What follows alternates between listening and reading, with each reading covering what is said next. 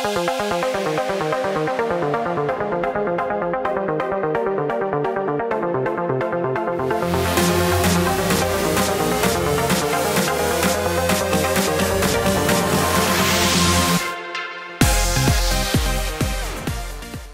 we're going to talk about why law enforcement is failing at their mission of stopping active shooter events around the country. Despite the urgency of needing to stop these active shooters, which are going to keep getting worse, there's a widening gap between the expectations placed on law enforcement and their actual abilities to respond to those events. I am definitely not going to be an apologist in this video.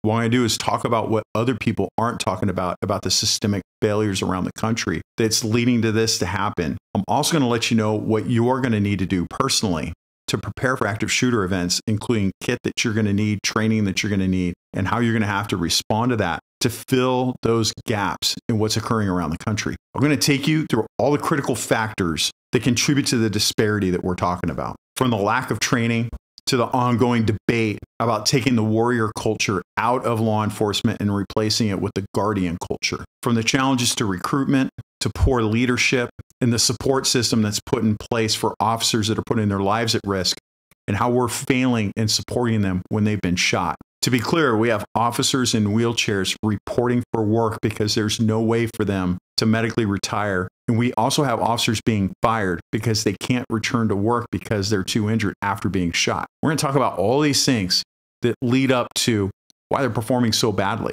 It's not just one thing. It's a systemic failure, and we're going to break it down. First up is a lack of tactical training.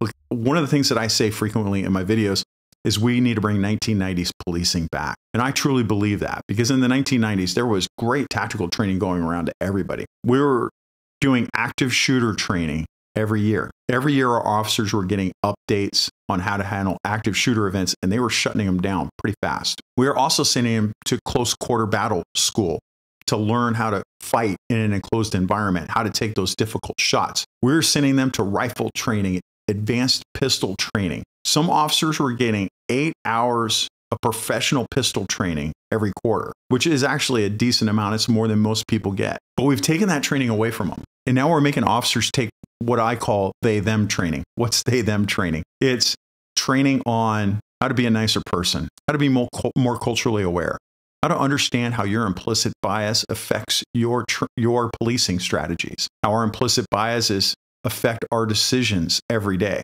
And so we go more into this touchy-feely and take away the tactical training because we only have so much training that we can do in a year. And that training, the tactical training, is being eaten up and taken away from us and being replaced by training that is more woke-based. It's more based on feelings. What do I call it? They-them training. If you go look at the satire social media site, River City, California Police Department, it's hilarious. It's a satire site where somebody is poking fun at wokeism in policing. It is run by a California police officer. Not to get into where River City comes, there is no River City in California, but they are making fun of all the stuff that's going on in law enforcement right now. And one of the things that they do is the chief signs off all the time with his name, Chief Sheriff, and in parentheses he puts his pronouns, they, them. Why? Because you guys know that I am deeply involved in law enforcement training. It's my full-time job. My training is one of the ones that keeps getting cut because mine is more enforcement-based. It is not touchy-feely. It's how to be a cop and go out and find bad people and go put them in jail. And that is not that's not one of the classes that is widely accepted and is being replaced by the they-them training, a la River City PD. There's also the issue of guardian versus warrior. People that disliked the way policing was done in the 90s and 2000s were upset that there was a warrior culture amongst cops, that they felt that warrior culture was actually targeting minority communities and teaching cops to basically go out and kill people. And then the state of Washington came up with the term guardian. And that term guardian was supposedly to reflect what a police officer was. But what it was they took away that warrior culture that I will go get that active shooter and go take care of business. That guy that just murdered somebody, we're going to go find him and go take him into custody. It took away that attitude and replaced it with a guardian culture of basically, and I'm not kidding, a no-force view of law enforcement. There are many agencies, including my former agency, that have taken up a no-force view of policing. What does no force mean? It means you will do everything that you possibly can to not use force, including walking away from events that you probably shouldn't walk away from. It goes back to that guardian view. Now, I don't know about you, but when I have an active shooter, I want warriors. I want a lot of them. And I want guys that have been to a lot of tactical training, and I want them to come take care of business. That is the nature of law enforcement. Law enforcement needs warriors, not guardians. So we have basically demasculated law enforcement. We've watered down their mission. And now what has happened is, now that we've been doing this for years, because this really started in 2014 with Michael Brown, and it got worse in 2020 with the George Floyd rebellion, to where we are now, to where we've now had 10 years of officers not being allowed to do their job, being watered down and told that they should not be using force. So when an active shooter does happen, we're sending a bunch of people that we've been telling for a decade to not use force, to now go out and use massive amounts of force to stop something. We've also got poor hiring standards. Because of what's happened since 2014, I am one of them. A number of people left law enforcement because they weren't allowed to do their job, or their peers were being prosecuted for doing their job. They were prosecuted for self-defense shootings.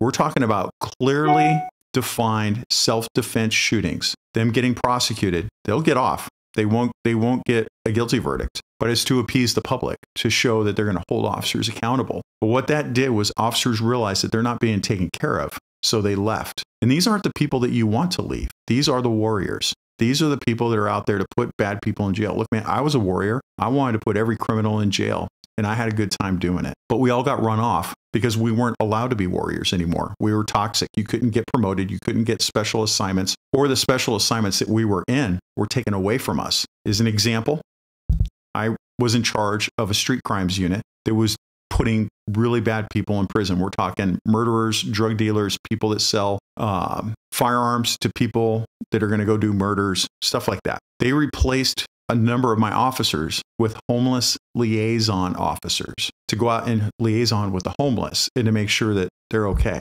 and to do outreach. Do you see what happened there? They took a warrior unit and replaced it with an outreach group to appease the public and to show a more friendly face to law enforcement. So these officers ran off, and who did we hire? We're hiring people that we never would have hired 10 years ago. People that can't use force, people that are afraid, people that are timid to assert their authority. They're timid when bad people need to be confronted. Or it's the extreme. They're badge heavy. They're the people that have a badge, not to help people, but to just have authority over others. Neither of these people are acceptable to have as law enforcement. That warrior that got run off, though, that's the guy you want. He's in it because he loves helping his fellow man. He's in it because he loves the hunt to find the bad man. He loves it because when there's a bad incident like an active shooter, he wishes he didn't have a day off so he can be there when it happens. We also have leaders that shouldn't be where they are. I've never seen so many job announcements for chiefs of police positions. It's crazy. Everybody's leaving, including leadership. Why would you be a chief right now? Could you imagine being a chief of some of the cities that we see in the news every day? Why would you do that? Oakland, California is a great example. They went through like 4 chiefs in 3 days because each one the public didn't like for some reason, or something happened, and so they fired him and hired a new one and fired that one, hired another one. Why would I do that? I have a friend, good friend. I hope he's watching this. He was just on a documentary where they slandered the crap out of him and they made him look horrible. He was a good chief.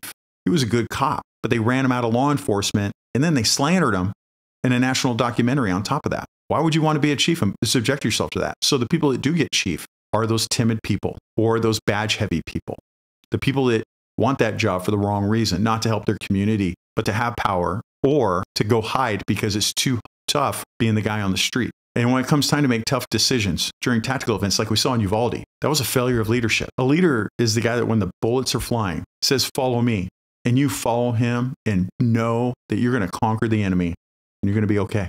That's the guy that you want leading your organization. But instead, they pick people because of their race, who they sleep with at night, or who they're friends with. And it's not based off of their actual skill and decision making. I remember going to a critical incident as a sergeant. I had command officers on scene. I was running incident command, and I had officers that should have been the incident commanders that had the rank that should have been there taking perimeter positions. Why? I don't know. It could have been because they were nervous to take command because it was a bad incident that was occurring. It doesn't matter. It's poor leadership. The other thing that I've alluded to already is that you have too few officers. We can't hire officers, and so we're going short. My training has to be online because if I do a live class, hardly anybody shows up. If I do it online, I'll have officers actually show up, but they're watching from their patrol car on their computers in the car. And they're going to calls on top of that because there's not enough people to cover the street if they went to training. So when you do have an active shooter incident, you don't have as many officers showing up. And you have too few people that are actual warriors in the group that does show up. The other issue is officers are afraid of getting in trouble for the actions that they take. Why are they afraid? Because they're getting prosecuted for self-defense shootings. They're getting prosecuted for actually doing their job, for doing what they're told, for doing what they're trained to do. They're going to prison. Multiple officers have gone to prison for doing what they were trained to do, for doing what they were told to do, and they were lawful. What they did wasn't wrong, but they got convicted and sent to prison. Every officer around the country sees that, and they don't want that to be themselves. So when you have an active shooter, all they think about, they don't think about, I'm going to close with and destroy the enemy. What they're thinking about is, what's the public going to perceive this? And am I going to get up on YouTube and be prosecuted for taking action? That's all they're thinking about. They're not thinking about tactics and everything else. Why? Because we made that happen. We made that happen by vilifying them in the press, vilifying them on social media. I see it in the comments. You guys are putting in there, I would never trust a cop. I get it, but that's part of the problem. Lastly, before we move into what you have to do to protect yourself, I want to talk about the lack of support for officers that are wounded in the line of duty. I personally know of 2 cops that are in wheelchairs that come to work every day as a sworn police officer because their state doesn't have a medical retirement and all they have is Social Security. So if they went home, they would get like $1,100 a month or something like that to live off of. And they can't make ends meet and they can't have a regular job because now they're paralyzed from the chest down after being shot by bad people. I compare it to soldiers. If you had a guy wounded in combat, come home in a wheelchair, we're going to give him a medical retirement. He's going to get VA disability. So he's going to clear about $4,300, if he's married, $4,300 a month tax-free and free health care. And they're going to take care of his house so he can get the wheelchair in there and do all that. And then other organizations are going to step up and give him a house if they don't have a house. I mean, there's tons of support, right? Could you imagine the law enforcement version of this is you have a guy in a wheelchair that was wounded in combat that still has to stay in an infantry company and shows up to formation every day in a wheelchair. Could you imagine? I mean, those cops that are in wheelchairs, they're not going to calls. They give them a job in training. And it's an admin job, but but the department could take them out of there and say, no, you can't do the job anymore. You're fired. I have one friend that was fired. He was shot by a bad man. He now walks with a cane. He returned fire and killed the bad man. He was fired because he couldn't return to work. Seriously. And so other officers see that and they realize if I get shot, I'm not going to be taken care of and my family is going to suffer. So why should I put my neck out there? Think about that. You have cops in wheelchairs that cannot get a disability retirement and have to continue working as a police officer. What would you think if you were a cop? Would you accept that? No, of course you would. So I told you why these things are happening.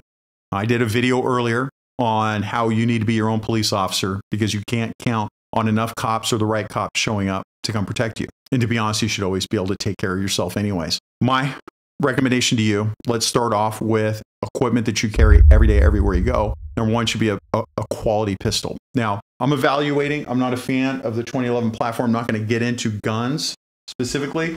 I'm evaluating these, but a lot of people want to carry a smaller gun because it's comfortable and I can conceal it. Look, this shirt, I think it's ugly. I don't like this shirt. Why am I wearing it? Because I wore it to church today and I can conceal a larger handgun. So you want to carry a larger handgun that's got a flashlight on it and an optic and a decent magazine capacity. This one is 16 rounds plus one in the pipe. Okay. It's a double stack 9mm. The more ammo you have in your gun, the better off you are. Look, if you know you're going to get an active shooter today, you're not going to want that little pea-sized gun. I've had friends that have been in active shooter events that all they had was a tiny Glock, like a Glock 43. And now they're taking on a guy with an AR-15 with a Glock 43. No, like you're going to want an AR. Okay, we'll get to rifles in a minute, but you're going to want to carry at least a mid-size handgun and up every day. If I knew I was going to get in an active shooter that day, I'd want this. I'd want a larger size pistol. It is harder to carry, but I have more ammo. I've got a longer barrel, a more accurate handgun. I can shoot 100 yards with this. I can shoot super fast with this handgun. I would much rather have this, but it's pretty tough to carry every day. So I'm going to carry this mid-size instead. Glock 19 is actually the best. That's my go-to. These just happen to be on my desk, but you're going to need a mid-size handgun with an extra magazine or two on top of that. I also recommend having a rifle with you. You guys notice when I do my videos, I often have a rifle off to the side. This is one of the rifles I take with me. This is an SBR, short barrel rifle in 300 blackout. I use the Holosun because I like EOTechs better, but like it doesn't matter what specific you're having. I'm not a total fan of Holosun, but the reticle is a little bit easier when you have astigmatism, which is what I have. Otherwise, I'd have an EOTech. And look, this is what I use because I can take on an active shooter with something like that. Just make sure that if you have a truck gun, which I recommend you have, that you have it in a secure vault or something that secures it so that you can you make sure it doesn't get stolen by some dirtbag. Lastly, you want to have some kind of a war bag. I did a video on my war bag that I take with me when I work at church that I have in the back of my truck with my truck gun. It's just a satchel I can throw over my shoulder. I have extra magazines, first aid kit, or IFAK, right? Individual first aid kit, tourniquets, Israeli bandages, all that kind of good stuff. And I have it with me. Okay. Is that overkill to have mid-sized pistol, rifle, and a war bag? I don't know. It depends on what you're doing. If you're just tooling around town, maybe. But for me, where I do church security and I do church events, and I've done multiple videos to warn you, and the government warned you that there's terrorist attacks impending for churches. Well, yeah, man, it's not overkill for me because I'm probably going to need it, right? Lastly, you're going to need training, right? A lot of people will spend, I mean, like, I'll give you an example. This is $5,300.